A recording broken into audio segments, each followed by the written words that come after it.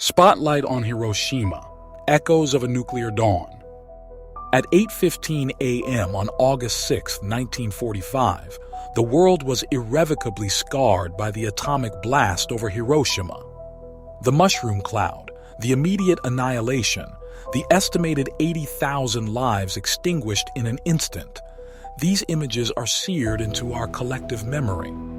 But the true narrative of Hiroshima extends far beyond that single, devastating moment, a somber tale of suffering, resilience, and enduring consequences that demands remembrance and deeper understanding. As the dust settled over Hiroshima, a silent killer emerged. Survivors who initially seemed unscathed began exhibiting horrifying symptoms: purple lesions, hair loss, hemorrhaging. Doctors, overwhelmed and ill-equipped in makeshift hospitals, were baffled by this disease X, a manifestation of acute radiation syndrome. Japanese physicians, lacking any precedent or effective treatments, watched helplessly as their patients deteriorated. Tragically, many first responders, driven by selfless courage, succumbed to radiation poisoning, their heroism overshadowed by the invisible, lethal doses they absorbed while trying to save others. This is a stark reminder of the unseen dangers of nuclear warfare. Those who survived the blast and immediate radiation faced a different kind of torment. The term hibakusha, meaning explosion-affected people, became a mark of social stigma. In a society valuing harmony and purity, they were often ostracized, facing discrimination in employment, marriage, and housing. Young women, in particular, endured immense hardship. Fears of genetic mutations made them unmarriageable, forcing many to conceal their survivor status, living lives of secrecy and shame. Others found solace only within tight-knit communities of fellow hibakusha, sharing experiences too profound for outsiders to comprehend. Their resilience in the face of such adversity is a testament to the human spirit. Few history students fully grasp the extent of scientific exploitation that followed the bombing. The American Occupation Forces established the Atomic Bomb Casualty Commission, ABCC, ostensibly to study radiation effects. However, the ABCC maintained a disturbing policy, examining the hibakusha without providing treatment. Japanese doctors who attempted to publish findings on radiation sickness faced censorship and confiscation of their work. Occupation authorities prohibited independent research on radiation effects, creating a knowledge vacuum that left survivors without answers or adequate care. This suppression of scientific inquiry compounded the suffering of thousands, highlighting the ethical complexities of wartime research. Perhaps the most chilling aspect was the Black Rain, radioactive precipitation that contaminated water and food supplies far beyond the blast zone. People, desperate for relief from the August heat, drank it, unknowingly ingesting radioactive particles that would remain in their bodies for life. Areas affected by the Black Rain weren't officially recognized for decades. Residents fought lengthy legal battles for recognition as atomic bomb survivors, some cases only resolved in recent years. Many died waiting, their suffering ignored by the governments that had caused it. This serves as a somber reminder of the long-term environmental consequences of nuclear weapons. Against all odds, Hiroshima rose from its atomic ashes. By 1958, the city's population had returned to pre-bomb levels. Today, visitors find a vibrant metropolis, but beneath this recovery lies a story of urban planning and collective willpower. When rebuilding began, skeptics believed nothing would grow in Hiroshima's soil for decades. But Japanese botanists discovered that the oleander could flourish in the radiation-affected earth. The flower became a symbol of the city's resilience, blooming where scientists predicted only death. This is a powerful symbol of hope and the enduring power of nature. The most profound and understudied aspect of Hiroshima's aftermath is the intergenerational trauma that continues today.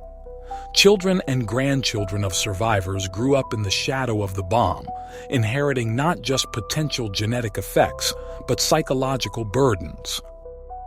Many hibakusha, wanting to protect younger generations, remained silent about their experiences for decades.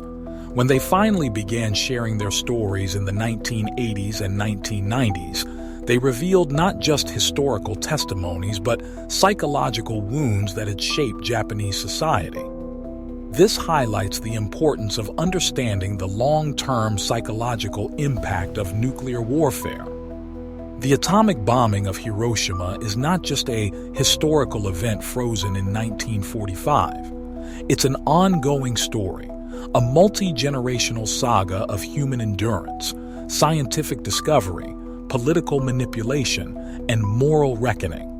For history enthusiasts seeking to understand the true impact of that August morning, the most compelling chapters may be those that have remained in the shadows, overshadowed by the iconic mushroom cloud that has come to symbolize humanity's most destructive capability and its enduring capacity to survive.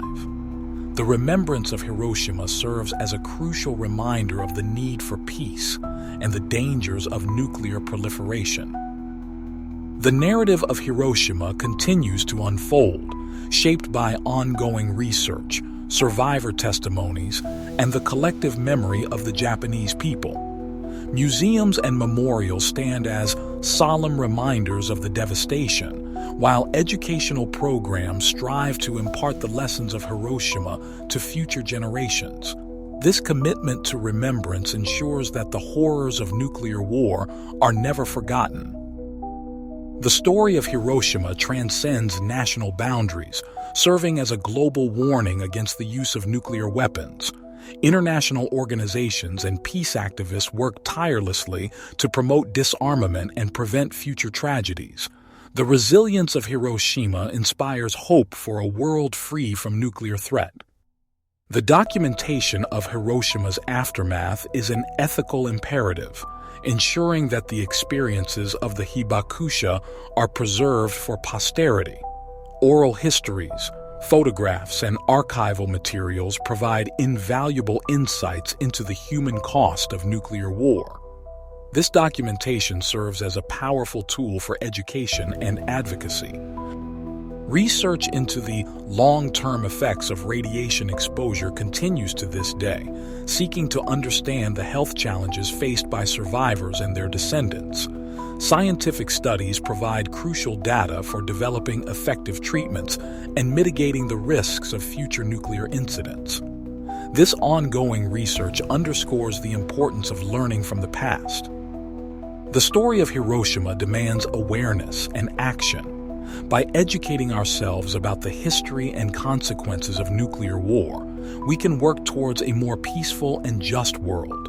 Supporting disarmament efforts, promoting peace education, and advocating for the rights of survivors are essential steps in preventing future tragedies. The responsibility of remembering Hiroshima falls upon future generations.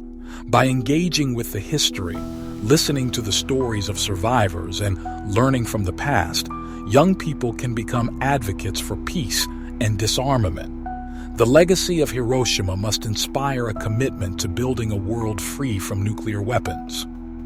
The collective memory of Hiroshima serves as a powerful force for peace. By sharing stories, commemorating anniversaries, and visiting memorial sites, communities can strengthen their commitment to preventing future atrocities. The memory of Hiroshima must never fade. The quest for peace is an enduring one, requiring constant vigilance and unwavering commitment. The story of Hiroshima reminds us of the urgent need to abolish nuclear weapons and build a world where such devastation never happens again. The pursuit of peace is a moral imperative. The echoes of Hiroshima resonate through time, a somber reminder of humanity's capacity for destruction and its enduring resilience. Now, I urge you to delve deeper into this history. Research the stories of the Hibakusha, visit the Hiroshima Peace Memorial Museum online, and share what you learn with others. Support organizations working for nuclear disarmament and peace. Let the memory of Hiroshima fuel your commitment to building a world free from the threat of nuclear war. Only through remembrance, reflection, and action can we ensure that such a tragedy never happens again.